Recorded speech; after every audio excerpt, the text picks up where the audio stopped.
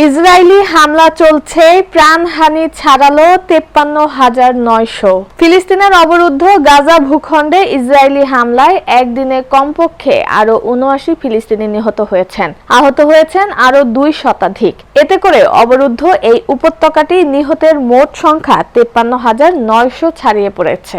এছাড়া গত 18 মার্চ গাজায় নতুন করে ইসরায়েলি হামলা শুরু হওয়ার পর থেকে প্রায় 3,747 ফিলিস্তিনি নিহত হয়েছেন। শনিবার 24 মে এক প্রতিবেদনে এই তথ্য জানিয়েছে বার্তা সংস্থা আনাদোলু।